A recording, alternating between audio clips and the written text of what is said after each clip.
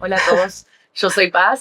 Vengo en nombre de un proyecto personal que se llama Sabor y Silencio, aprovecho también para presentarlo un poquito. Y bueno, vengo también a acompañar un poco el trabajo y las narrativas que cubrió Marta en este tiempo, que ya nos irá contando a lo largo de hoy. Sabemos bien que venimos a hacer una cata de vinos.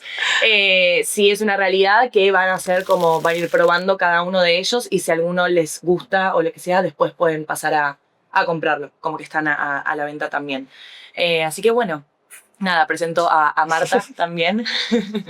Hola, buenas. Que bueno, muchísimas gracias a todos por venir, a Late por acogerme y por hacer este evento. Y nada, espero que lo disfrutéis.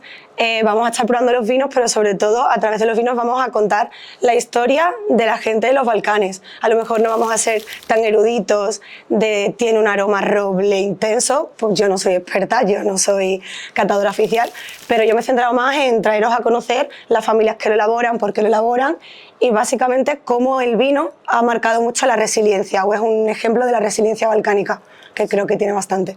Sí, yo creo que lo interesante de acá justamente es que no es una cata convencional, sino lo que van a estar bebiendo también es como un poco la historia de estas personas, ¿no? Y creo que también es importante que puedas como contarnos el motivo por el cual seleccionaste no los vinos, sino que esa región o esa zona como para poder, nada, ahondar en su historia. Yo al final llegué a los Balcanes hace casi 5 años ya y bueno, no sé si hayáis estado o si no, pero creo que se conoce que es una zona con una historia, por decirlo poco, turbulenta. A pesar de eso, su gente siempre ha sido, sobre todo, resiliente y es lo que me encontré nada más llegar, esa resiliencia. Yo no voy a decir que no lo han pasado mal, lo han pasado muy mal, pero siempre han salido para adelante y de una forma bastante positiva. Nunca falla una sonrisa, siempre hay un plato puesto en la mesa a pesar de las circunstancias. Hablamos de sitios en guerras, hablamos de limpiezas étnicas, de genocidios, conflictos desde hace más de 200 años sin parar. Siempre hay un plato en la mesa, siempre hay una sonrisa y siempre hay una historia positiva, incluso durante un bombardeo. Y creo que me di cuenta que la comida, y en este caso el vino, lo definía bastante bien y lo explicaba muy bien. El hecho de que a través de toda esta historia hayan seguido produciendo los alimentos tradicionales, o en este caso el vino sin parar, adaptándose a las circunstancias de diferentes formas, lo demuestra muy bien. Yo he escogido estos vinos porque yo no quería grandes bodegas. Yo me he ido a casas particulares o a las bodegas más pequeñas que pude encontrar. Y ahí yo me centré en, yo quería anécdotas de la familia, porque hacían el vino, o por qué son tan importantes, o cómo afrontaron los 90 o incluso el 45, que son como los dos momentos históricos más relevantes de esa zona. Ok. ¿Y cómo fuiste recibida en esos espacios? O sea, cuando fuiste y te encontraste con esas familias o esas personas... Siempre ha habido, siempre unas familias, siempre son... reciben a todo el mundo muy bien. Creo que su historia reciente muestra que si han podido sobrevivir y seguir para adelante ha sido por eso, porque han creado comunidad. Claro. O sea, creo que al final los Balcanes se basa en crear comunidad los unos con los otros. Sí que es cierto con distancia étnica, eso no se puede negar. Bueno, pero eso es una cuestión cultural, ¿no? Cada uno tiene como distintas formas de... Efectivamente, pero incluso en esas diferencias podemos hablar de ilirios o de eslavos que no tendrían nada que ver culturalmente o históricamente, quitando el último siglo. Siempre tienen esa bondad y esa cercanía. Entonces, yo cuando iba, por ejemplo, dicen que los más fríos pueden ser los serbios, vamos a probar un vino serbio, y yo fui la primera que fui a la primera bodega que fui, y a mí, la nieta del que creó esa bodega, que es quien lo lleva ahora, me recibió estupendamente. Cuando le conté la idea, no paró de hablar, me dio todo detalles, no pude enseñarme los viñedos porque estaba lloviendo muchísimo, pero no pudo mandarme fotos. Incluso ahora, llegando el momento, cualquier duda que tengas, los contactos de WhatsApp siempre ha sido muy bienvenida. Y ha sido, lo más duro fue convencer de que no podía llevar tanto, me querían dar muchísimo más de lo que yo podía traer para acá, y eso, explicar eso, era como, no puedo. O sea, Dragana se llamaba ya, Dragana, no puedo traer más botellas, y ellos, si pudiesen, si podían, me daban la bodega, y eso es extrapolable absolutamente a todo. En el caso de Kosovo, que además yo soy más cercana, porque al final vivo allí, básicamente me metieron en sus casas, me pusieron la comida por delante y empezaron a sacar botellas de vino. No hubo mucho, empezaron a contar sus historias sin ningún tipo de tabú. En un momento dije, si hay algún detalle que no queréis que yo cuente, decídmelo porque yo lo voy a contar todo. No, tú cuéntalo absolutamente todo, no hay ningún tipo de problema, porque además se sienten muy orgullosos de su historia y de lo que han hecho. Y son muy patrióticos en ese sentido, muy heroicos. Y justamente en estos productos se ve, vamos a hablar de las etiquetas, de por qué, de los nombres, y tienen ese patriotismo. Entonces, a partir de ahí lo muestran y se muestran orgullosos de esa manera. Ok.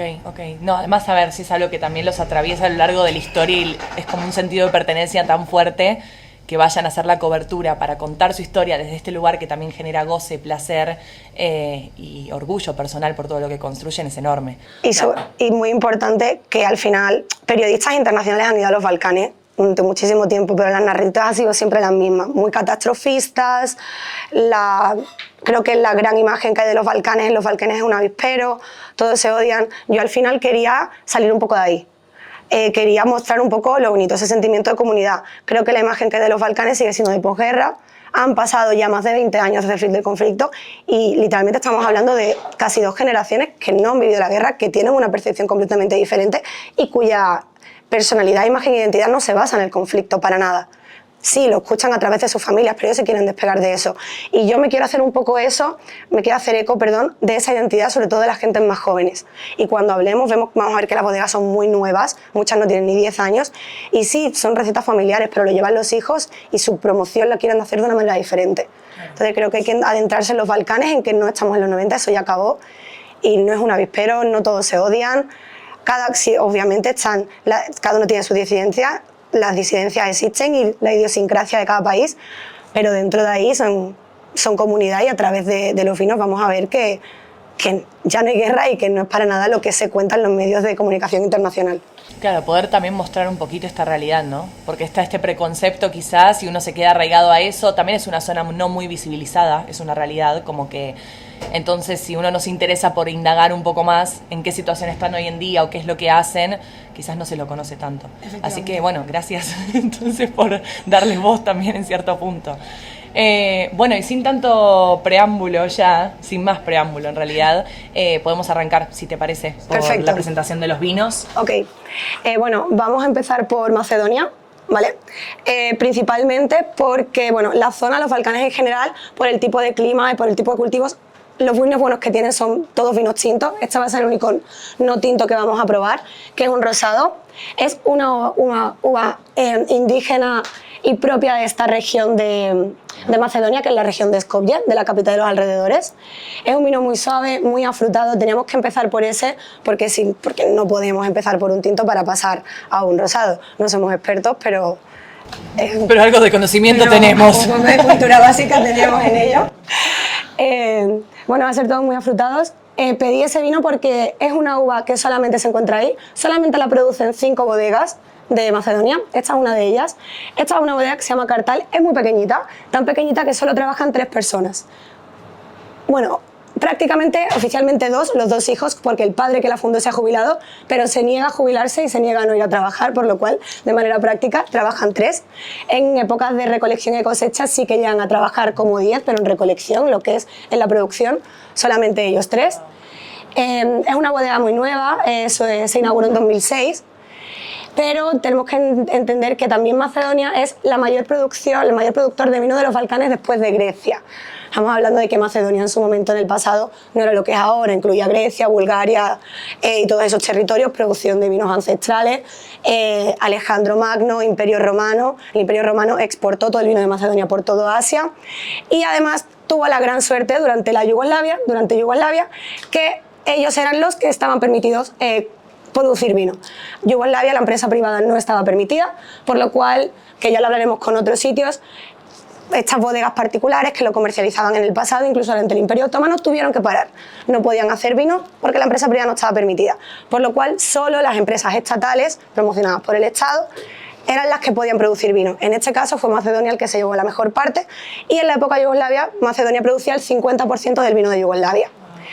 Pero ¿por qué no se conoce a pesar de ser un vino increíble? Porque estamos hablando de un territorio que tiene una combinación de 2 climas. Estamos hablando de clima mediterráneo, que le viene por el sur, clima continental, que le viene del norte. Eso hace que haya uvas muy típicas y que solamente se encuentran allí. Que además, por ejemplo, la zona de los Balcanes, al contrario que en el centro de Europa, no se puede echar vino a la producción, echar azúcar a la producción del vino.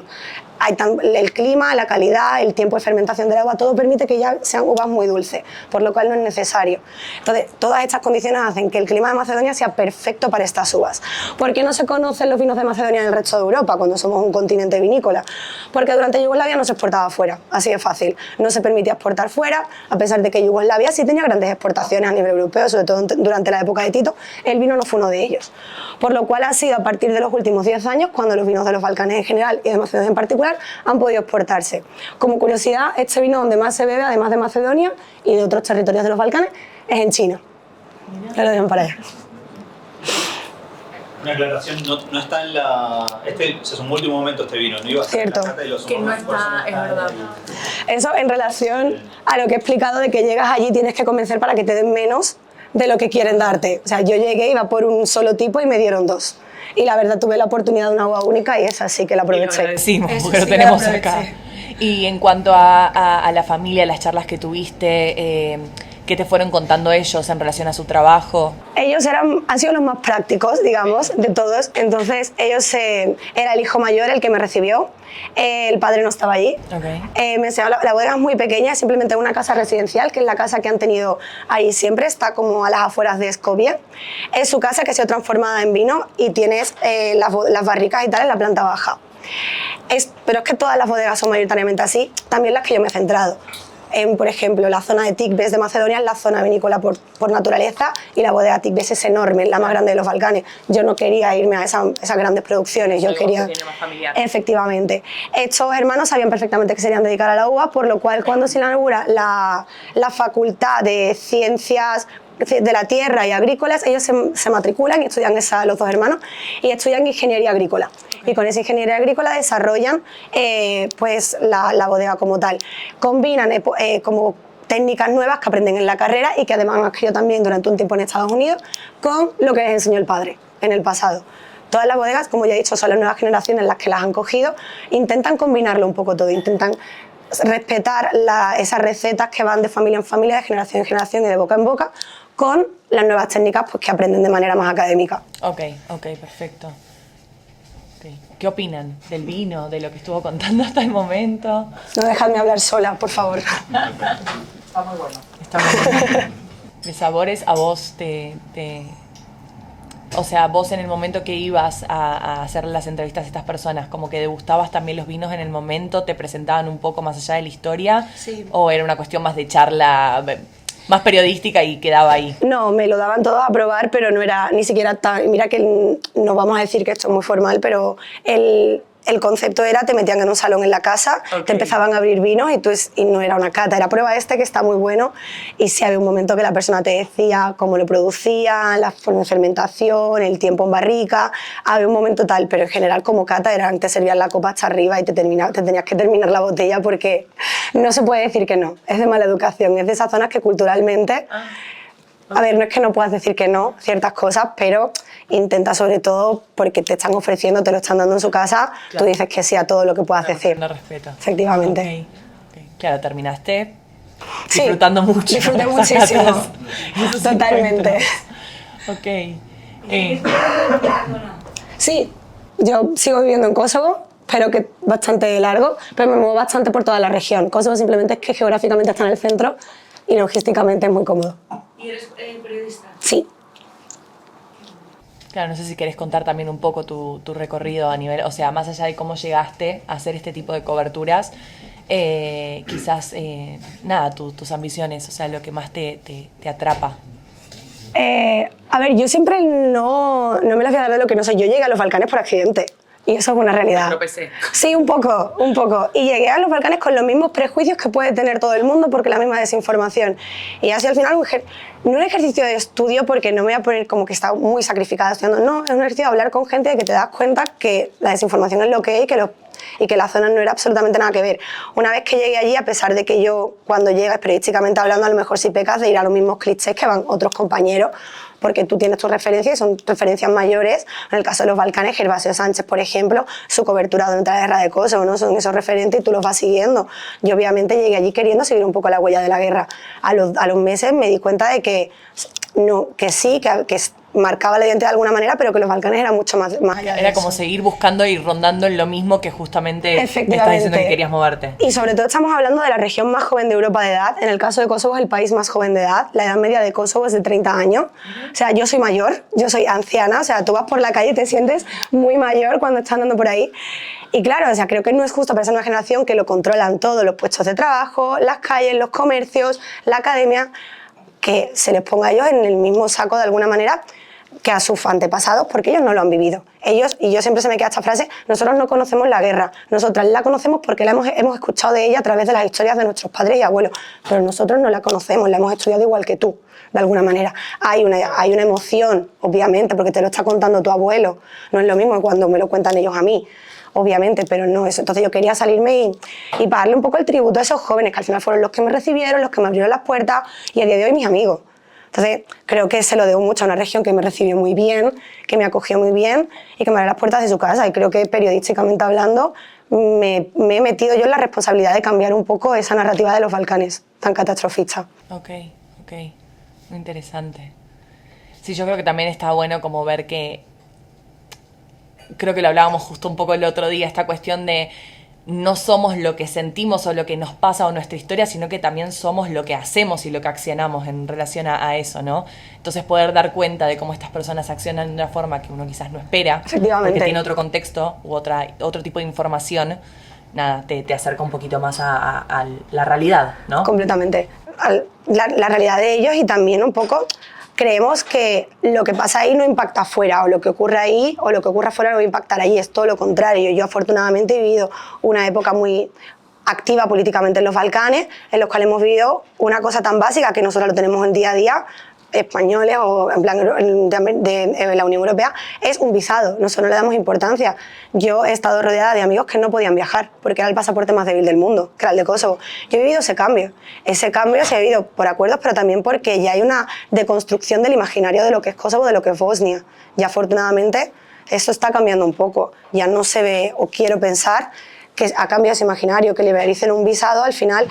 ¿Ha habido una compra o han vendido muy bien la imagen de alguna manera o de manera diplomática y comunicativa para que en este caso la Unión Europea, que es el que liberalizó los visados, pudiese haberlo hecho? Obviamente hay intereses diplomáticos y económicos y geoestratégicos detrás, que creo que no merece la pena pararnos ahí, pero al final el soft power es muy importante y a través de las narrativas soft power, culturales y demás, se cambian percepciones de los sitios. Ahora mismo estamos hablando de que los Balcanes está siendo de los que más, una de las zonas turísticas de más crecimiento. O sea, Albania es el país que más ha crecido turísticamente en los últimos 2 años. Todo eso es un cambio de percepción y tenemos que ir por ese camino. Me lo han recomendado mucho para ir, debo admitir, en este último tiempo. Tiene muy lindos lugares. Lo tiene, cierto.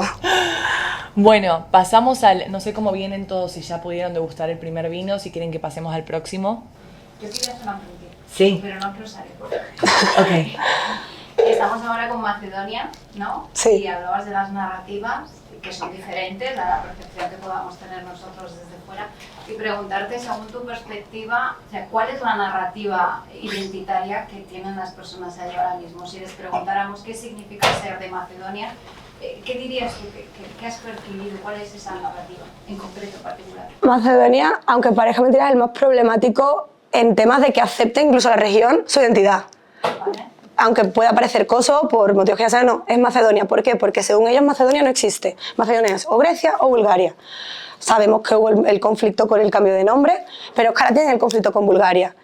Y yo en comidas con colegas, con amigos, dices tú, además académicos, periodistas, diplomáticos, que deberían ser un poco... la broma es, no, si los macedonios no existen, Macedonia no existe. Y me hacía gracia, pero yo iba a decir, perdón, pero yo le decía a los albano-kosovares en plan de Audacity que vosotros, o sea, hagáis eso. O sea, me parece que vosotros deberíais tener esa empatía con respecto a un vecino que le está negando una identidad que a ti se te negó en el pasado y se te sigue negando de alguna manera. Pero sí que es el más problemático de todos. Además, es, junto con Kosovo, los países más pobres, con menor crecimiento económico y que sobreviven básicamente por aportaciones internacionales, por intervencionismo internacional. Y además ahora con cuando Estados Unidos ha cortado los fondos en los Balcanes, están bastante fastidiados. De cara al vino, realmente es lo que más exportan y lo que más da dinero a a Macedonia, el tabaco primero y después el vino, tal cual. Que están todavía en esa fase de construcción de llegar a ser algo, ¿no? Sí. A crear una identidad. Ellos son macedonios, efectivamente. Ellos son macedonios y tienen una identidad muy fuerte. Todo el mundo ahí es patriótico, da igual donde vayas. Claro, por eso que allí son, Sí. por ejemplo, aquí ser patriótico es conflictivo, controvertido y variado, ¿no? Pero allí, claro, al final es un país nuevo que emerge y que tienes que quererlo de alguna manera para construir algo, ¿no? Entonces, Sí. bueno, si estás por allí será muy interesante que seas espectadora de... Totalmente. Sobre todo al final es muy interesante las conversaciones en una mesa multiétnica. Y he tenido el gran privilegio de poder hacerlo. Y a ver, al final, lo que tú dices, partimos de la base que todos son patrióticos. Y son unos niveles de patriotismo que tú llegas y te impacta bastante. Y además, como tú dices, o sea, allí todo el mundo es patriótico y a mí, por ejemplo, un crash cultural fue, eres patriótico y de izquierdas. O sea, a mí me ha costado, ¿eh? Pero no todos lo son, incluso el más joven, un niño de 5 años igual de patriótico que un adulto de 50.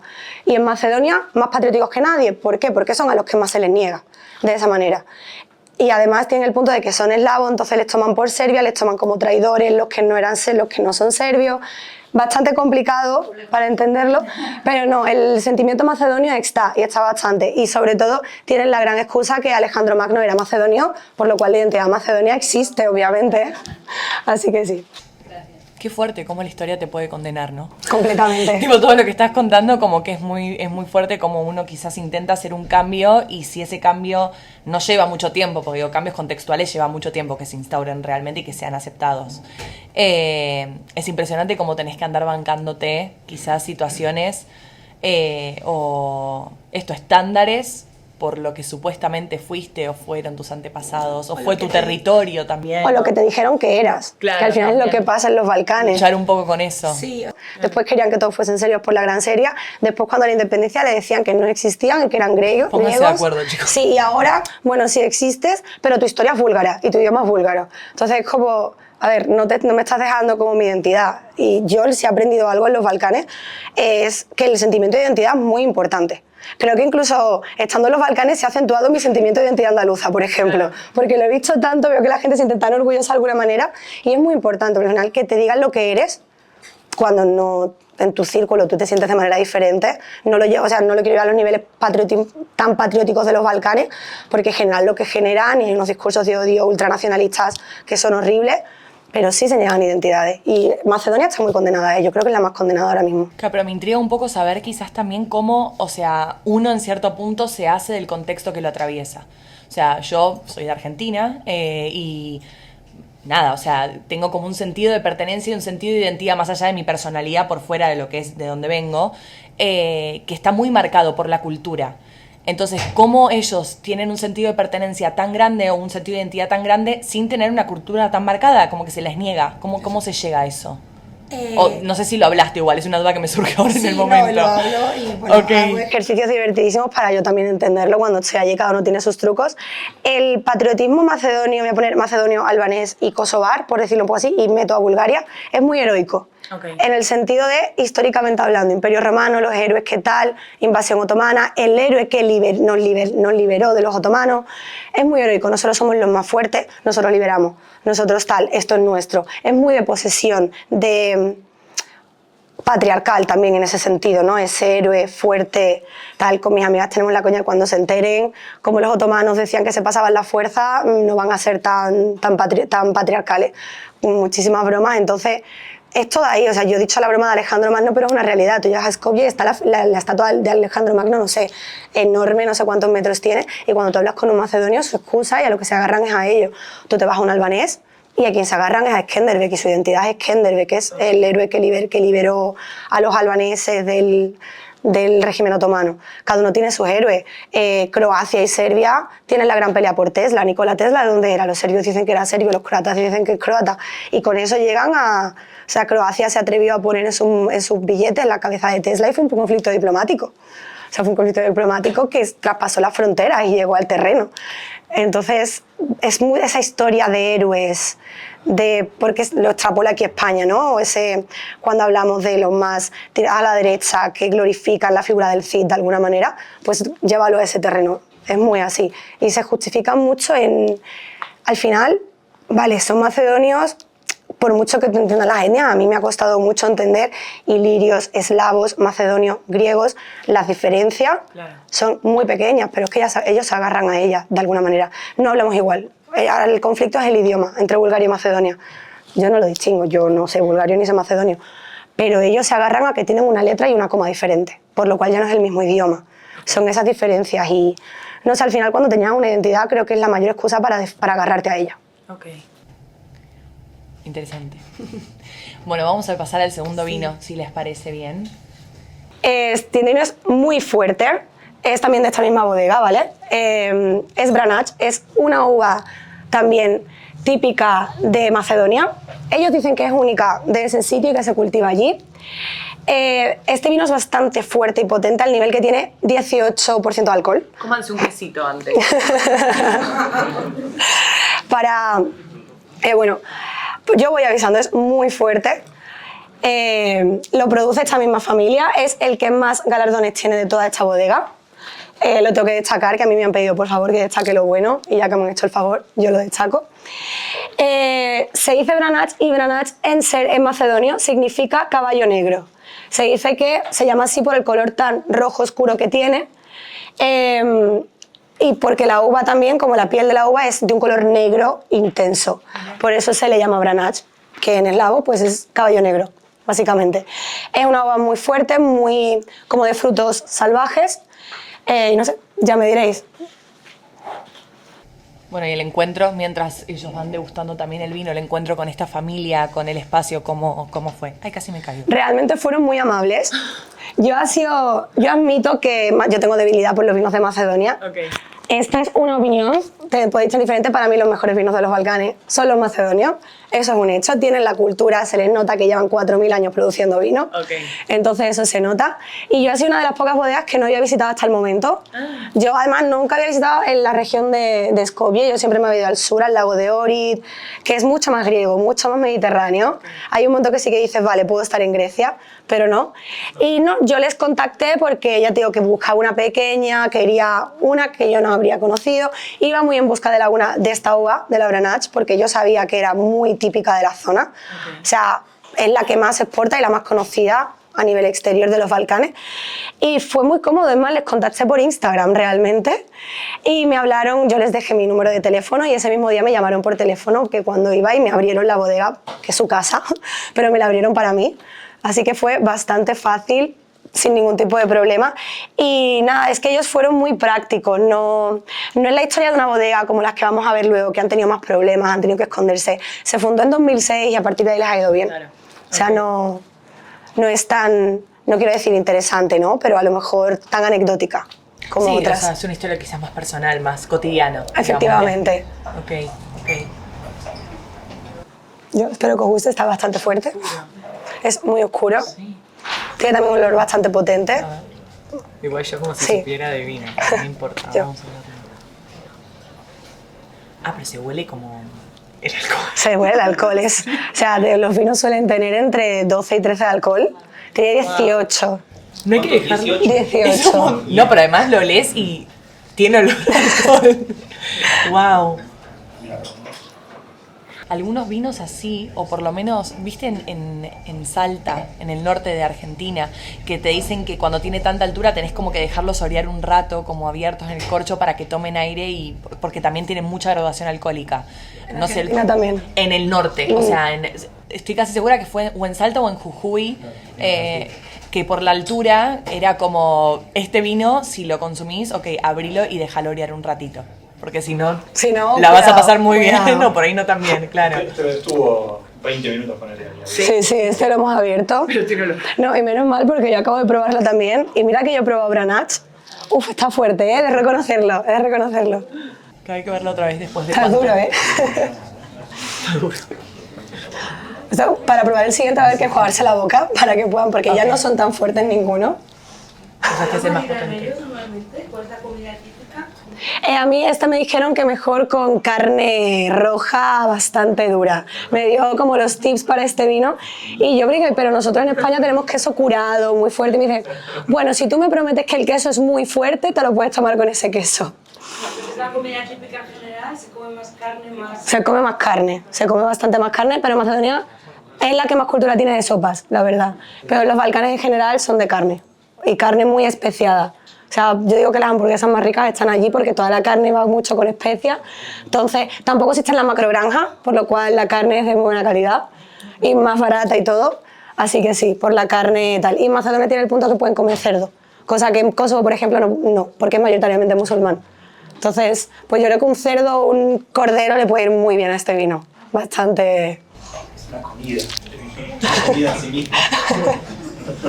Está fuerte, ¿eh? Menos mal que has dicho que no bebes alcohol y que te mueres.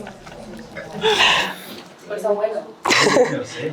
Una pregunta, ¿cuáles son como los rituales más típicos que hay alrededor del vino? O sea, ¿lo toman en familia, con amigos, más de tarde, más de noche? No, es de cena, son de comidas. O sea, a lo mejor una cultura que tenemos nosotros de, no sé, un aperitivo con un vino y eso no existe. Es vino de comida. Igual que el embotellamiento es una cosa realmente nueva. O sea, cuando tú vas a un restaurante tal, el vino es vino de producción local y en botella de cristal, sin etiqueta y sin absolutamente nada. El embotellamiento es bastante nuevo.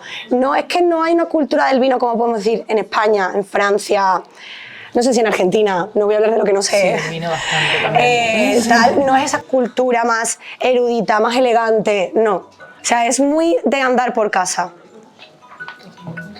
¿Y estas bodegas venden sus vinos cómo? Sobre todo los comercializan dentro de la región. Como he dicho, esta, por ejemplo, exporta también a China, a Estados Unidos y para de contar. Y después la región Croacia, Serbia y Albania y República Checa. Y los exportan con botellas, embotellamiento sin ningún tipo de problema, pero mayoritariamente se consume dentro de la región.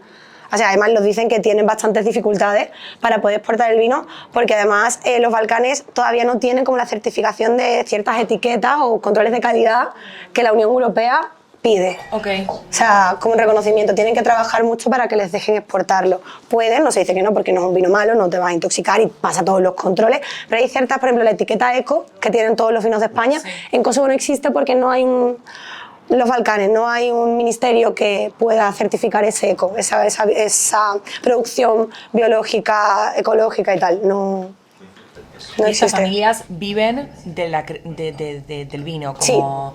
sí, Ok. absolutamente todas. O sea, algunas más nuevas, que es que creo que literalmente esta es la segunda más nueva que vamos a tal, pero hay dos que vamos a probar que llevan miles de años, cientos de años produciendo vino. Entonces, viven de eso enteramente, con periodos bastante turbulentos en el pasado, teniendo que parar, teniendo que tal. Momentos quizás sí de guerra, bueno, con estas familias que sí tienen muchas más generaciones. O sea, ¿cómo seguían la producción? Escondidos. Mirá, bueno, ya vamos adentrarnos en Vamos eso, a ir, ¿no? vamos a ir para ello. No nos adelantemos. ¿Pasamos al siguiente entonces? Pasamos al siguiente. A partir de ahora, quitando el último, nos quedan 2 tintos y un vino de postre. Yo me anticipo. Pasamos a Kosovo. Y por enlazar, acabamos de probar esta agua que se llama Branec, según macedonio, solamente se cultiva allí. Es única de ese sitio. Y volvemos aquí a la identidad, pertenencia y demás. Eso dicen los macedonios. La bodega a la que vamos ahora es la bodega Eco, una bodega muy pequeñita de Kosovo, una de las más antiguas, del año 2000, se fundaron. A mí, mi vino favorito de Kosovo es este, he de admitirlo. No vamos a probar la uva Branec, vamos a probar otra, que me voy a entrar luego, pero para que veáis un poco lo que es la identidad, la pertenencia y los conflictos estos de posesión de los Balcanes, cuando yo llegué y dije que tenía ya una botella Branec, y decía que era Macedonia, me dijeron, claro, es que los serbios y los macedonios, como ellos lo controlaban todos los 90, van por ahí diciendo que esto era suyo, cuando realmente la Branec es una uva nuestra. ¿Quién dice la verdad y quién miente? Según de qué perspectiva Según la a veas. quien le preguntes te va a decir una cosa a la otra. Pero les enfadó bastante que el Branec que yo llevase fuera de Macedonia. Mira. Porque el Branec es, según ellos, pues una uva típica de allí. Y en palabras, citando a el hombre que me recibió, los serbios, los montenegrinos y los macedonios se creen que es suyo, van por ahí diciendo que es suyo, pero era nuestra. Por citarla. Este es un ejemplo de cómo funciona todo en los Balcanes. El idioma, la lengua, la comida, absolutamente todo. La gran guerra del Burek, de dónde surgió, de dónde es, la gran comida de los Balcanes. Es de todos y es de nadie al mismo tiempo. Pasa un poco así. Tal cual. La agua que vamos a probar es Shesi, significa, es albanesa, es albanés, significa plaza central. ¿Por qué? Porque nosotros la vid la imagen que tenemos es un árbol para arriba con ramas. Esta florece como en cubo. Florece en cubo y lo que queda en medio es una plaza, y una plaza que está rodeada de uvas negras, por lo cual se le llamaron así, porque la plaza negra, porque es una plaza rodeada de uvas negras y un poco muy visual. Es una uva que se empezó a cultivar en la zona de Shkodër, del norte de Albania, perdón, pero que bueno, no tiene miles de años de antigüedad, pero Albania no ha tenido cuidado, ahora sí que se está volviendo a producir allí, pero las bodegas de Kosovo, como ellos sí que tuvieron el Valle de Rahovec, que ahora explicaremos por qué es tan importante para el vino, sí tuvo mucho cuidado, por lo cual ahí es donde más se produce ahora. Se han apropiado un poco de la uva de Albania. Ellos son albaneses, ellos quieren ser la gran Albania, por lo cual son todos albaneses y no se han apropiado de nada, pero esa es un poco la curiosidad de esta uva. Es bastante más flojito, creo que es muy, muy flojito en comparación con el que acabáis de probar. Bueno, así que no soy experta, pero yo que sé, limpiaros el paladar entre un vino y el otro también. Y eso, tanto esta bodega como la siguiente son del Valle de Rahovec, en Kosovo, donde solo, históricamente hablando, por miles de años solo se ha producido vino. Según ellos es que no crece ahí otra cosa, solo crece uva. ¿Por qué en ese valle es tan bueno? Porque irónicamente le pasa como a Macedonia, siendo Kosovo un país montañoso sin mar, por la desembocadura de un río y por su cercanía con Albania, le llegan clima mediterráneo, que hace contraste con el clima continental, lo que hace que puedan elaborar estos vinos y cuidar la uva de esta manera.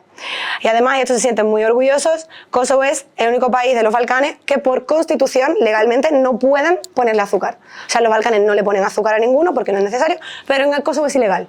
No puedes ponerle aditivos, no puedes ponerle azúcar al vino. Mirá. Por eso, porque tienen un tiempo, pueden dejar la uva tanto cosecharse que ya va a producir mucho azúcar.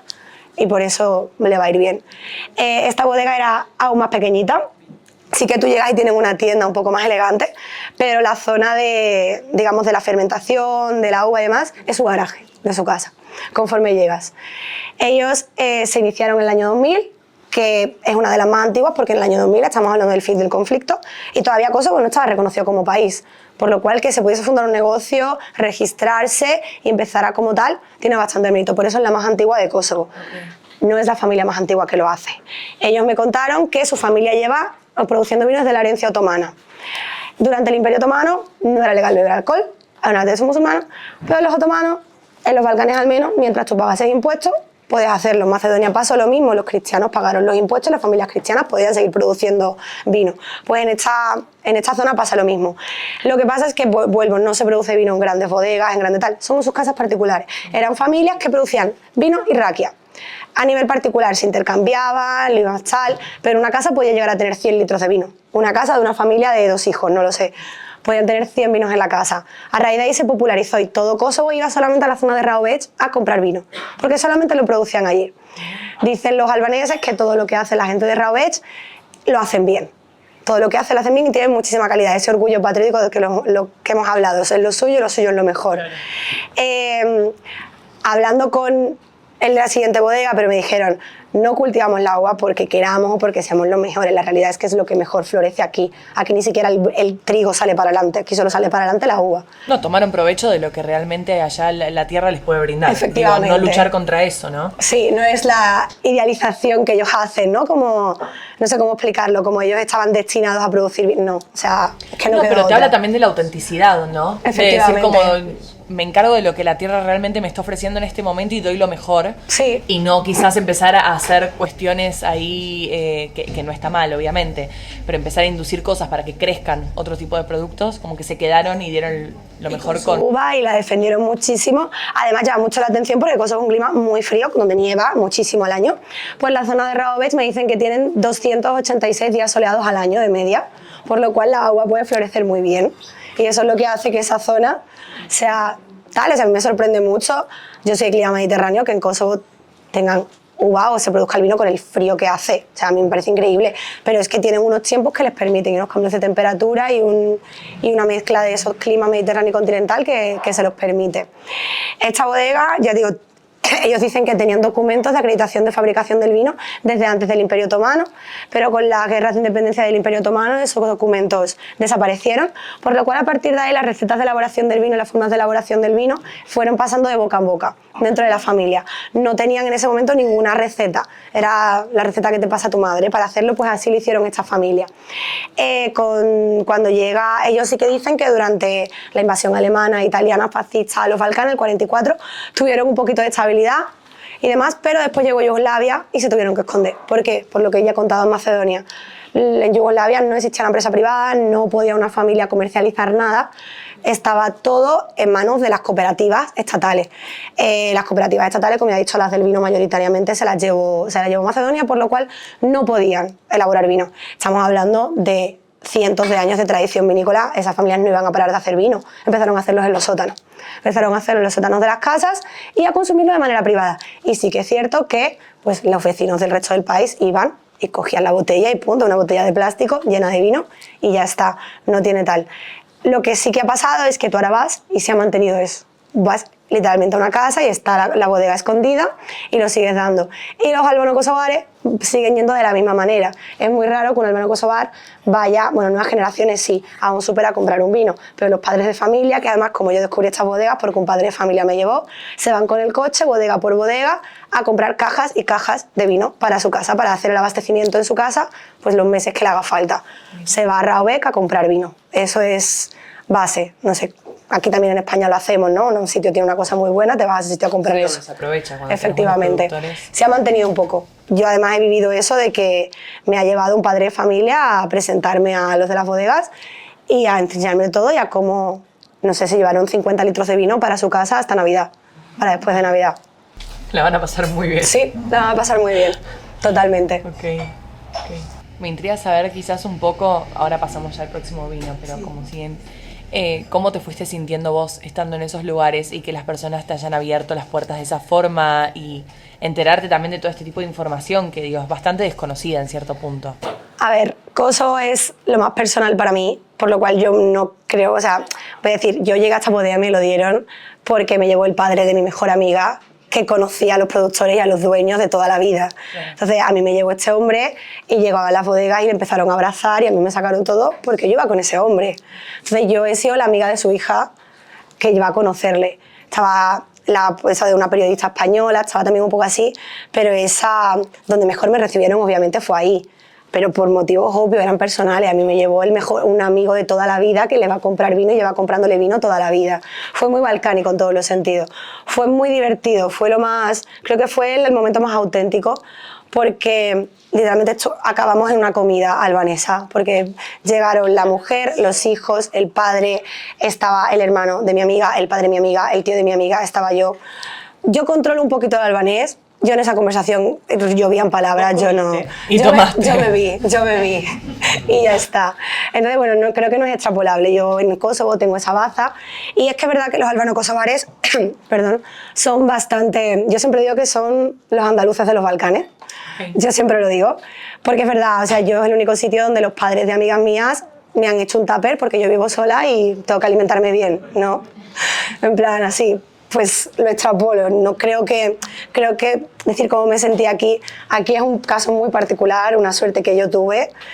Y bueno, también explica un poco por qué me quedé en Kosovo. Te sientes muy recibida, está todo muy bien y te abren las puertas de su casa, de su cocina, de su comida, de todo a nivel extremo. O sea, todos los Balcanes en general, pero en Kosovo muy, muy extremo. Y yo siempre lo he explicado en su pasado reciente. O sea, al final, en la guerra de los 90, ellos eran todo un estado contra ellos como comunidad, contra ellos como etnia. Cuando tú te adentras y te pones a hablar sobre los 90, ellos explican que ellos sobrevivieron porque hicieron comunidad, porque abrieron sus casas los unos a los otros y por eso, porque se apoyaron, porque estuvieron los unos a los otros, porque eran las mujeres además las que tomaron el rol principal a la hora de salir a la calle, porque ellas no iban a ser tan registradas o iban a estar tanto en peligro como los hombres, por lo cual las mujeres, las vecinas, creaban asociaciones, se iban juntas a comprar el pan, abrían todas las puertas de su casa.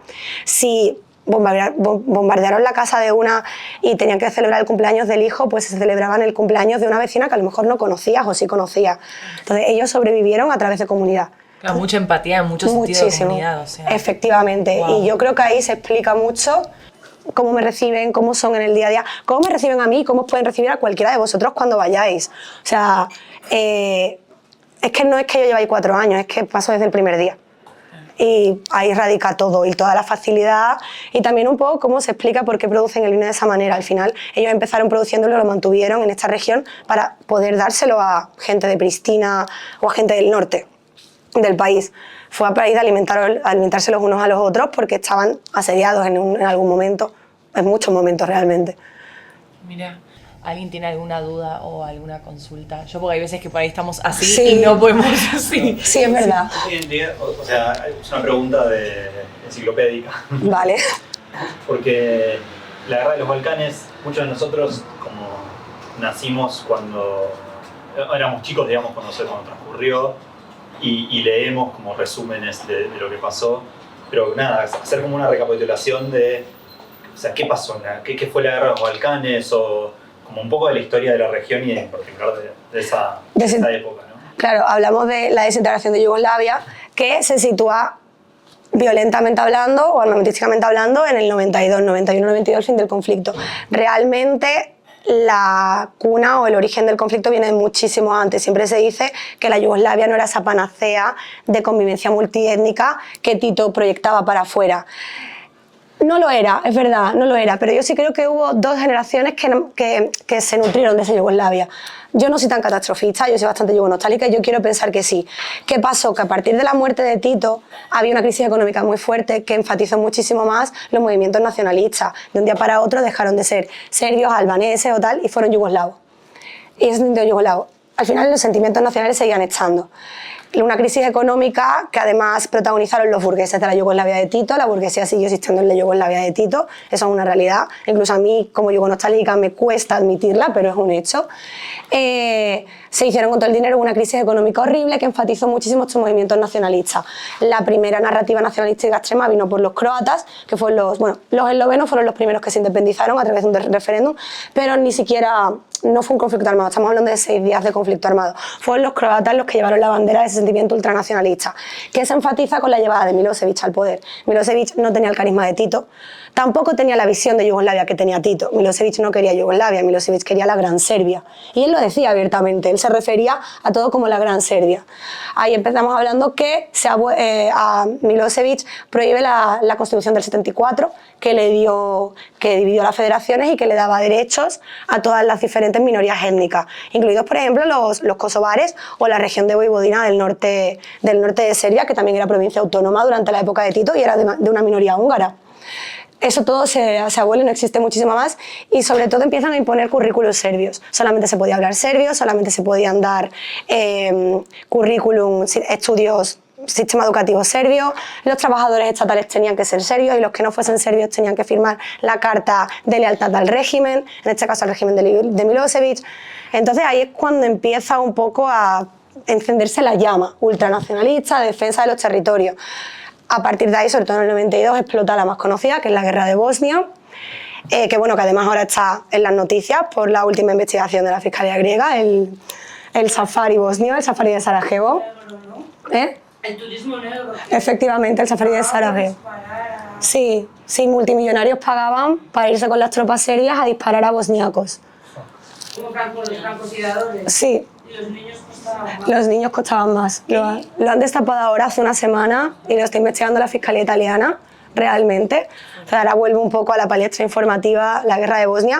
Irónicamente, 2 semanas antes del 30 aniversario de los acuerdos que pusieron el fin al conflicto. O sea, se han cumplido este año 30 años del conflicto, estamos a 2 semanas de ese aniversario y se destapa todo esto, un poco como la herida de la guerra no está cerrada realmente. Estalla la Guerra de Bosnia, como todos lo sabemos, pasa el genocidio, la matanza en suelo europeo más grande desde la Segunda Guerra Mundial, que fue el genocidio de Srebrenica en el 95, y se pone el fin al conflicto, dicen, por los bombardeos de la OTAN. ¿Qué hacen los bombardeos de la OTAN? Por ubicar a Kosovo. Cuando la OTAN bombardea Belgrado, ya estaban iniciándose una limpieza étnica en Kosovo, muy similar a la que había ocurrido años antes en Bosnia. Cuando se tiran las bombas, los serbios acceden a la limpieza étnica, por lo cual las mayores matanzas en Kosovo, esa limpieza étnica, ocurren después de los bombardeos. La más grande es en el municipio de Soareca, que murieron 164 hombres en una sola noche, fueron matados. A raíz de ahí, se dice que todo se acaba tal, sí que es cierto que se hace esa limpieza étnica, pero las tropas serbias se retiran. A partir de ahí se claudica, se firman los acuerdos de Kumanovo, que son los que ponen fin a la guerra de Kosovo, y a raíz de ahí Kosovo se queda como un protectorado internacional. Hasta el año 2008 estaba controlado por tropas de la OTAN todo el rato, con un intervencionismo internacional brutal, que realmente tampoco ha descendido mucho, sigue siendo un país bastante controlado por la gobernanza internacional, sobre todo europea y norteamericana. Y en 2008 autodeclaran su independencia. El Parlamento de Kosovo vota y decide en un referéndum que se declaran independientes, cosa de Serbia, porque ellos formaban parte de Serbia. La disolución de Yugoslavia, cada uno se va, los primeros fueron los eslovenos, después los croatas, Macedonia, Bosnia y después Kosovo. Kosovo fue el último que quedó y se declara su independencia en 2008. Serbia no la acepta, para Serbia sigue siendo provincia, España tampoco, pero bueno, la mayoría de estados europeos y del mundo un poco sí. Ok. Por ubicar. Buenísimo. ¿Se entendió? No lo sé, yo soy muy rápida.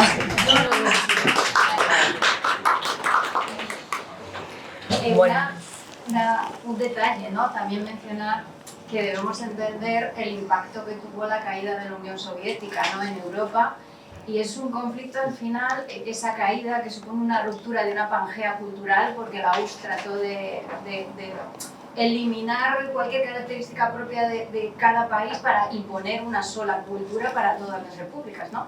Y eso ha pasado en los países bálticos, en Moldavia, que todavía hay conflicto. Entonces, claro, ¿hasta qué punto es tan multifactorial el hecho de que esos países no han tenido la oportunidad de explorar quiénes son, porque en todo momento se les ha impuesto una visión, una cosmovisión, una forma de estar en el mundo muy característica, que en este caso el comunismo, independientemente de la ideología de cada uno, sí que tiene mucho que decir en todo lo que ha ocurrido ahí. Seguro que te has encontrado personas que son procomunistas, procapitalistas, porque al final eso ha tenido un impacto muy fuerte. Completamente, y sobre todo se lee muchísimo en el conflicto Serbia-Kosovo, muchísimo. Kosovo es lo más euroatlántico, defensor del frente occidental.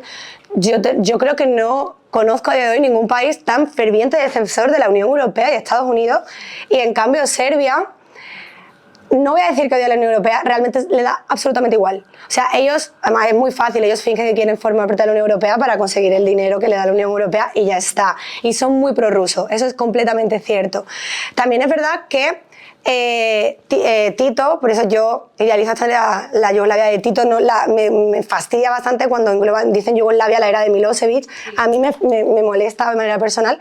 Tito se separó también de la URSS de alguna manera, sí que tenía apoyo obviamente, pero estamos hablando del Frente de los No Alineados. Y no la anécdota no, pero a nivel geopolítico, su mayor, que rompiese o que no fuese tan acorde con la URSS, hace que rompa con Albania.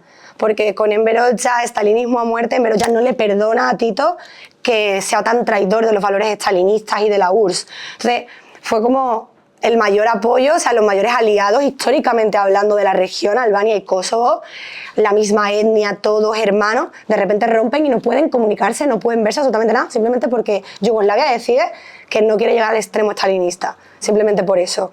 Entonces, ahí, por ejemplo, sí que hay una diferencia identitaria de los albanos kosovares y de los albaneses, y se nota un poco.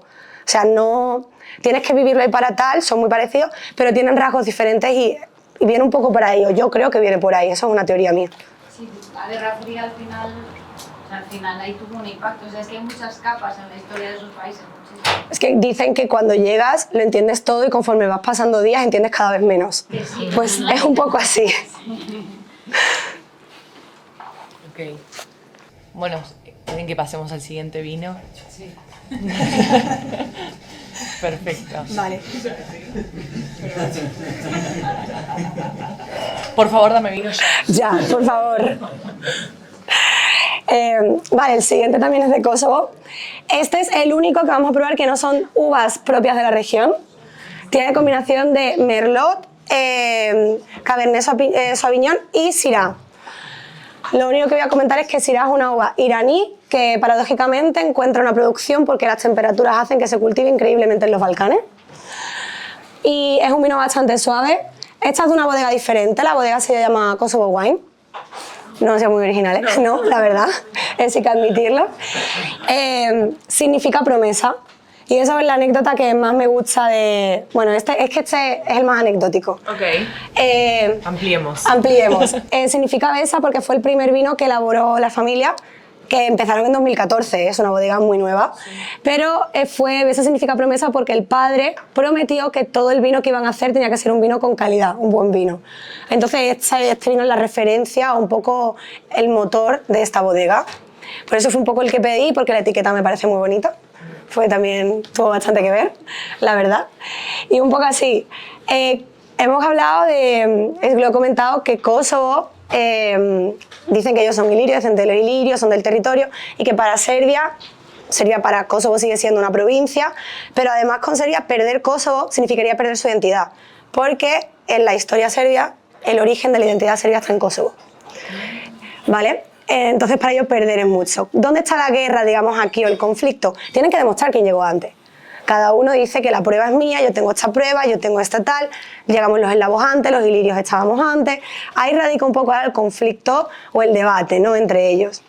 ¿Qué tiene esta familia? Esta familia dicen que en el 1974 encontraron una ánfora que dicen tiene más de 2000 años de antigüedad, que pertenecía a las tribus ilirias.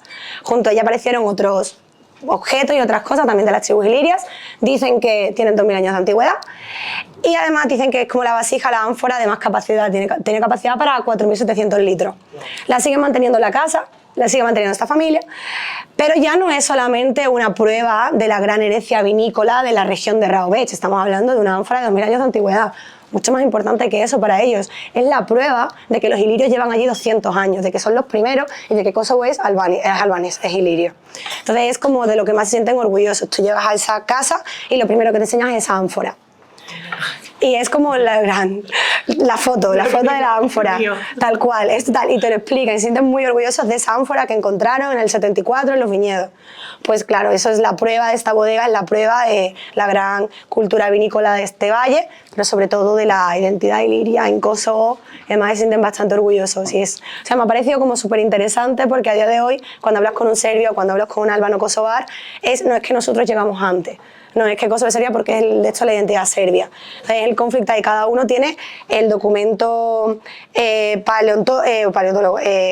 arqueológico que han encontrado y que con eso lo demuestran.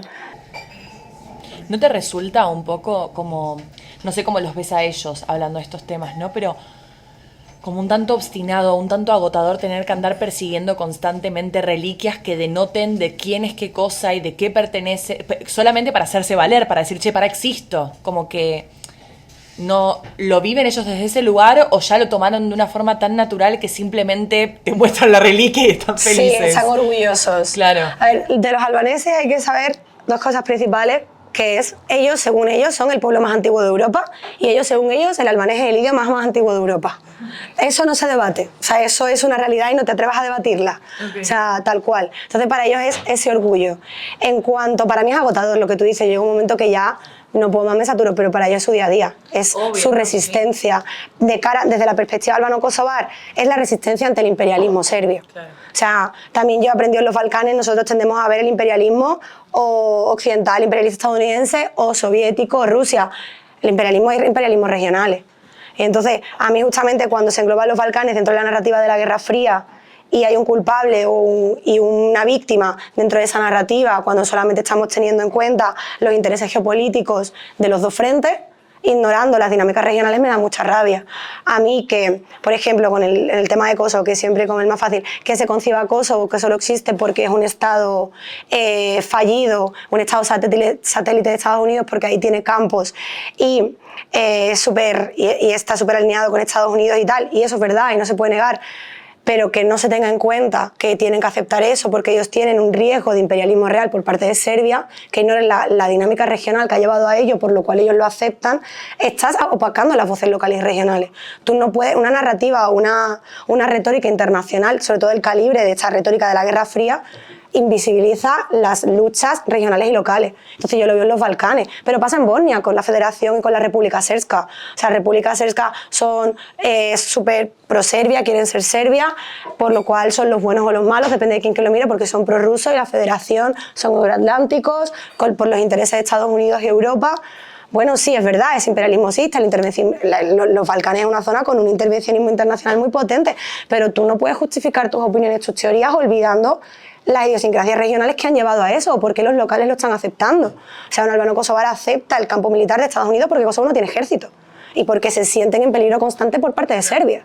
Más justificable no es justificable, cada uno tendrá su opinión, pero es que ellos lo ven como una salvaguarda, porque estamos hablando de que fueron invadidos y tuvo una limpieza étnica hace 20 años, que fue en el año 2000, que no hace tanto. Y entonces un poco también lo que me fastidia cuando cubro los Balcanes o entro en debates o hago un hilo en Twitter y me responde alguno, que es que como lo ocultan todo en tu defensa a Estados Unidos o en tu defensa a Rusia, ¿no? Como los dos grandes frentes ideológicos. No, o sea, no, yo defiendo mucho Kosovo y yo no soy para nada partidaria de Estados Unidos, yo critico mucho Kosovo en ese sentido, pero entiendo el por qué lo hacen, entiendo que se sientan más seguros y entiendo que hay esa dinámica ahí y que no puedes ignorar, porque cada vez que lo haces estás callando las voces locales que son las que hay que escuchar. Sí, yo creo que también cuando tenés más información, conocimiento de causa, el típico explica pero no justifica, que después puedes estar de acuerdo o no con la decisión, lo que sea, pero decir como, ok, se entiende el motivo por el cual eligen esto, se entiende el motivo por el cual se desarrollan de esta forma, como te permite también en cierto punto aceptar un poco más y decir como, bueno, nada, es la realidad que tienen, claro, y lo que eligen hacer con eso. En periodismo internacional, cuando vamos a hacer ese tipo de coberturas, intentamos hablar con fuentes más periféricas, más locales, por intentar entender o contextualizar esa dinámica que desde fuera se superficializa por el clickbait o por un ensayo académico un poco más superficial. Te das cuenta de esas cosas y a lo mejor entenderlo muchas veces te hace que lo justifique, pero en tu justificación un poco también en contra de tu ideología de alguna manera personal, pero es que eso no entra ahí, o sea, tu realidad no es la de ellos y tú estás contando la de ellos y es lo que tal, y lo entiendes. También tenemos que poner, que creo, periodísticamente hay que tener también esa empatía, periodísticamente y como lector, hay que tener esa empatía de no estamos hablando de ahora mismo de yo qué sé, de la guerra geopolítica. Estoy hablando de un pueblo de Serbia que se ha tenido que desplazar, por ponerme un poco al lado, un pueblo serbio que se tuvieron que desplazar de Kosovo porque los albaneses le echaron. Porque eso pasó también, y esa es una realidad que también pasó. Cada cosa tiene su contexto, su momento y hay que entenderlo. Y creo que también es nuestro trabajo periodístico darle voz a como explicar las dinámicas regionales, que hacemos periodismo internacional, que no es toda narrativa geopolítica de Estados Unidos o cualquiera, que es una realidad internacional que a lo mejor no tiene nada que ver con el típico análisis internacionalista. No, quizás muchas veces se torna en algo muy novelesco, ¿viste? Como que no se enfoca en datos reales, en lo que pasa y de meterse realmente en el terreno del cual estás como intentando abordar o entender. Efectivamente. Y también, una cosa, la zona se usa como la justificación de nuestras opiniones de cara política, yo lo noto.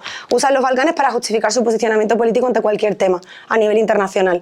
Y eso admito que también me da muchísima rabia. Como una persona muy de izquierda, muy de derecha, va a usar Serbia o va a usar Kosovo para justificar sus opiniones, ignorando todo lo que hemos hablado ya antes.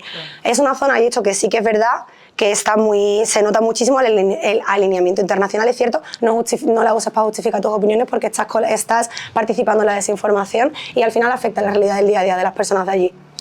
Seguimos. Próximo vinito. Ok. ¿No? Sí, perdón. Sí, yo quería saber solo, o sea, al final como que en Kosovo hay como una pequeña parte, ¿no?, que es más serbo-kosovar, o hay albano-kosovar. ¿Hay gente que solo sea kosovar o no? No, hay bosniacos, romaníes y ascalis. Hay otras etnias también reconocidas, pero no existe concepto de tal. Y además no existe reconciliación étnica real, no la hay. No hay ningún tipo de mix. A ver, hay proyectos independientes, te voy a poner uno. La escuela de rock Mitrovica, en la zona donde se dividen las dos etnias, hay la escuela de rock de Mitrovica. Se juntan las dos etnias a dar una clase de música. Vale, no es extrapolable. O sea, quiero decir, el hecho de que un albanés vaya a una discoteca en la zona serbia y se lo pase bien y no pase nada, no me parece un ejemplo de reconciliación cuando no hablan el mismo idioma, cuando no hay grupos mixtos, cuando no se relacionan, cuando los serbios no participan ni siquiera en las instituciones kosovares, cuando no hay ningún tipo de trato de manera real. Y no solamente en el norte, o sea, a 7 minutos en coche de Pristina hasta Gračanica, un municipio serbio, la gente de Gračanica no viene a Pristina. Y la gente de Pristina muy raramente va a Gračanica. No existe una reconciliación real. Por ahora, yo creo que hacen falta unas pocas generaciones para que pase. ¿No hay parejas mixtas, ni historias como Romeo y Julieta? Aisladas y y conlleva el polémica. rechazo familiar, conlleva el rechazo familiar. Yo lo hablo con amigas mías, estamos hablando de una sociedad muy patriarcal, entonces la broma digo, ¿tus padres qué preferirían? ¿Patriarcal? ¿Qué preferirías? ¿Que estuvieses con una chica o con un serbio? Y me dice, mira que mi padre es tal, pero con una chica antes que con un serbio. Además, yo no le puedo hacer a mi familia eso, yo no le puedo llegar a mi casa con una pareja seria, yo no les puedo hacer eso. O no han visitado Belgrado. Y me han dicho, yo voy a Belgrado, pero voy contigo fingiendo que soy española porque a mí me da miedo ir a Belgrado. La gente de Belgrado no ha visitado Pristina. O sea, la gente de Belgrado no sabe lo que es Kosovo, no sabe lo que es Pristina, no distinguen el albanés. ¿Se pueden entender? Los idiomas no tienen nada que ver, no. Hay más serbios que hablan albanés por facilidad, porque obviamente Kosovo es mayoritariamente albanés, entonces pues para temas administrativos, burocráticos, aunque el serbio es idioma oficial y las instituciones deben hablar serbio, deben. Otra cosa es que lo hagan. Hay más serbios que hablan albanés que albaneses no hablan serbio, muy pocos. Muy pocos. Son ni de coña y no es que no se juntan. Yo a mí me sorprendió bastante. Ni hay intención. O sea, ahora mismo ni siquiera las generaciones jóvenes dicen, ni siquiera en ese punto de 15, 16 años rebeldía un poco por llevarle la contraria. No, eso es un tema tabú y no hay... Es que no puedo decirlo de ninguna manera, no hay ningún tipo de intención. Ni siquiera pues, las personas más deconstruidas, personas más jóvenes, da igual. Para ellos ser amigo de un serbio sería ofensivo y no se hace. Claro, yo es que quería preguntar porque cuando empezamos la cata hablabas un poco de intentar superar esa narrativa de los conflictos y la guerra, pero al final parece imposible. Y tú como periodista que vive allí, que lleva ya 5 años, que bueno, pues puede que seas incluso referente para la gente que vaya llegando allí a hacer lo mismo que tú. Para ti, ¿dónde está ahora que tienes el pulso de la calle de las diferentes regiones? La noticia, me refiero, ¿dónde deberíamos focalizar ahora mismo la atención si no es en los conflictos pasados? Yo soy fiel defensora de las nuevas generaciones. Y yo creo que justamente ahora mismo en Serbia, que está la generación Z en la calle, que lleva un año sin parar de salir, que literalmente están dando lecciones de movimiento social de cara a cambiar un sistema entero, están por primera vez en la historia de Serbia, desde la independencia, desde el fin de Yugoslavia y supongo que también durante Yugoslavia, que están retando un sistema, están intentando acabar con el clientelismo, es una gran lección. Y sí que es cierto que últimamente se ha diversificado un poco en el sentido que se han vuelto un poco más nacionalistas, pero ha sido el único movimiento serbio que no ha sido nacionalista. Ni siquiera hace 2 años que el movimiento de Serbia anti la violencia se politizó y se lo llevó a la narrativa nacionalista. Ahora los jóvenes lo están haciendo muy bien. Y yo creo que la solución está en los jóvenes. Cuando yo hablo de proyectos aislados de reconciliación, todos están propuestos, encabezados y organizados por jóvenes. Yo creo que al final es una solución generacional. Ya hemos dicho que ellos, ya estamos en una generación que no conocen el conflicto, que lo conocen a través de las historias de sus padres. Tenemos que llegar a la generación que ni siquiera, que sean sus padres ni siquiera estén en el conflicto. Creo que cuando se superen, no creo olvidarnos la palabra porque creo que las heridas no se deben olvidar, pero cuando se superen esas heridas será el momento en el que se pueda llevar un poco la reconciliación. También, mira, es verdad, también sí que hay ejemplos de cooperación regional que sí que funcionan, pero son tan periféricos. Yo me enfoco mucho en eso, el movimiento feminista y el colectivo LGTBI. Ahí no existen etnias y ahí si cruzan no hay ningún tipo de problema. Yo pongo el ejemplo del colectivo LGTBI como ejemplo de construcción de puentes en los Balcanes, porque la cantidad de drags serbias que han venido a actuar a Kosovo sin ningún tipo de problema es chulísimo, las ONG funcionan increíbles, el colectivo se protege porque ellos tienen otros problemas a los que afrontarse, ya tienen bastante con lo suyo. Sí, pero siento que también ahí es un poco porque justamente se salen de la identidad geográfica y entran en una cuestión de identidad, no sé si es espiritual, digámosle, sí, pero más conectado con uno, o sea... Por eso digo que sí, hay ejemplos, pero no son extrapolables. Claro. Pero vamos a ser un poquito positivas en el sentido de que, bueno, si el movimiento feminista, si Mujeres de Negro Serbia reconoció Kosovo en el año 2000, están también alineadas con Chica de Croacia, con todas las organizaciones y hacen proyectos regionales de cara a la defensa de la mujer, la protección de víctimas de guerra, emancipación, inclusión en el mercado laboral. Sí, voy a ser un poquito optimista, o sea, yo quiero ser bastante optimista. Creo que básicamente no... sé qué solución le la digo, para mí la única solución realmente es esperar. Es tan triste como esto, es una cosa generacional. La herida de la guerra es muy reciente. Estamos hablando de que padres están muertos por la guerra todavía. Estamos hablando de mi padre falleció en la guerra a manos de un serbio. A mi abuela la echaron de su casa porque los albaneses le quitaron su casa. Estamos hablando de que los serbios disparaban a bosníacos en el sitio de Sarajevo hace 30 años. que la herida está muy fresca. Creo que al final, cuando se llega a la reconciliación, tiene que ser más generacional. Pero para mí el foco está en los jóvenes. Creo que en todo el mundo, pero en los Balcanes se nota muchísimo y lo están haciendo muy bien. O sea, yo soy millennial y yo fiel de la millennial, pero la generación Z es admirable en los Balcanes y creo que el ejemplo de serie en Macedonia también hace unos años con la Revolución de los Colores lo demostraron. Lo hicieron bastante bien. Entonces creo que la esperanza está ahí. Y no hay una región particular que esté más predispuesta, sino es únicamente una cuestión de edad. No, por ejemplo, yo creo que la Federación Bosnia, al final, Bosnia sí que fue la convivencia multiétnica de Yugoslavia, y en Federación Bosnia, no en República Srpska, sí que un poquito más de convivencia. Y sí que existe todavía esa identidad yugoslava. Yo por eso sí que digo que yo no creo que Yugoslavia falló, que no hubo sentimiento, que todo estaba por debajo. Yo sí que creo que hubo un par de generaciones que se alimentaron del Yugoslavia y creyeron en ella, en la de Tito. En la Federación Bosnia sí, hay barrios serbios, hay barrios croatas, hay barrios bosníacos, hay más convivencia. No quita que haya algo de resentimiento, sobre todo en Bosnia. La idea de Bosnia es la más profunda con diferencia, por lo cual es muy doloroso. En Bosnia es donde más te cuesta hablar con la gente, periodísticamente hablando, porque es más traumático todo lo que vivieron. Pero sí, yo sí veo algún tipo de convivencia multiétnica, de poner foco es más en Federación Bosnia que en cualquier otro.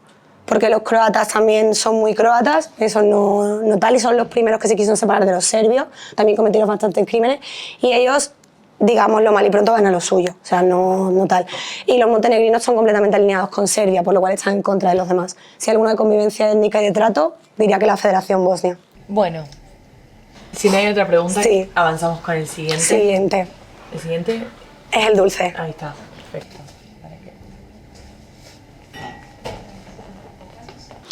Vale, chicos, este es un vino de postre, un vino dulce. Os va a recordar al vermut, si os tiene que recordar algo va a ser a un vermut, pero tiene muchísimas especias, es un vino que se basa en especias.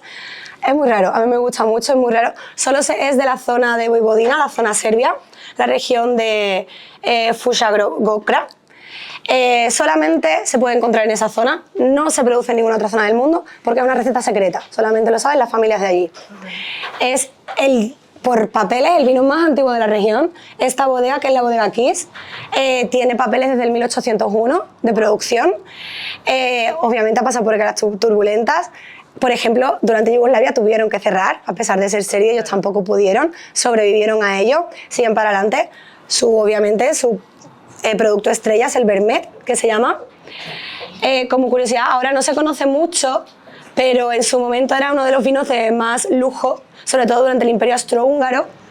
Dicen que la emperatriz Teresa le gustaba tanto este vino que eximió a sus productores, a los trabajadores de esta zona, de hacer el servicio militar obligatorio para que se centrasen en hacer este vino. Además, también dice la leyenda que se servía en el Titanic. Estaba en la carta de vinos del Titanic. Era un vino de lujo en ese momento, donde solamente la aristocracia del momento podía acceder a él. Y nada, la verdad es que es bastante curioso. Sí. Es muy curioso, yo te aconsejo que lo pruebes porque es que yo no le asemejo a nada. Y nada, es de una bodega serbia de esa misma zona. Todo ese pueblecito que se llama Srpski Karlovci, son todo bodegas, es un pueblecito muy pequeñito donde solamente se hace vino y se bebe vino. Y básicamente pues destaca por el Vermet, se ha hecho famoso por el Vermet, producto de denominación de origen serbio, protegidísimo a muerte. Y bueno, pues un poco por seguir la línea de tal, para ellos es el vino más antiguo de la región. Para los hablano-kosovares tienen la ánfora, entonces lo hacían ellos, los macedonios tienen Alejandro Magno. Volvemos a la relatividad. Volvemos a cada uno, ¿no?, las perspectivas balcánicas.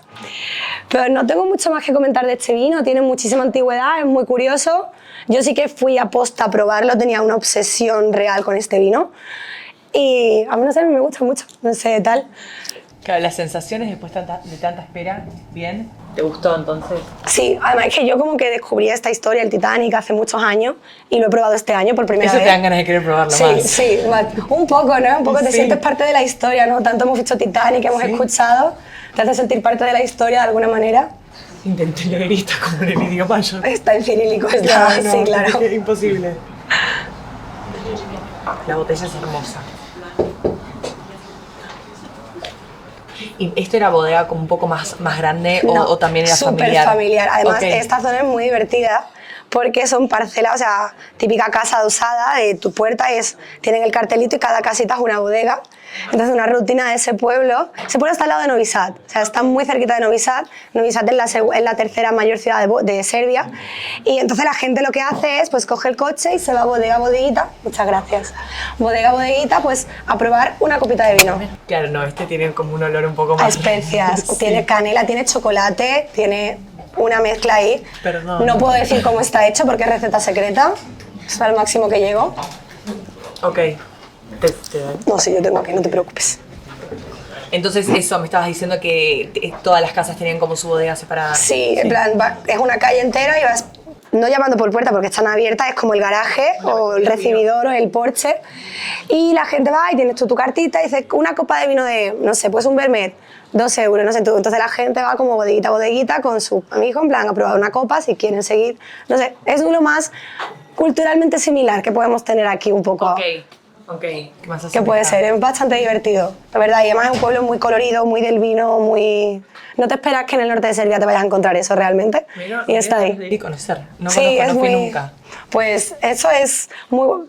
Supongo que se estará haciendo cada vez más turístico, pero no se conoce mucho. La única no serbia que había en ese momento era yo, así que es bastante curioso, y está al lado de Novi Sad, por lo cual se llega muy fácil. Ok, lo voy a planear. Bueno, opiniones de este vino, ¿les gustó?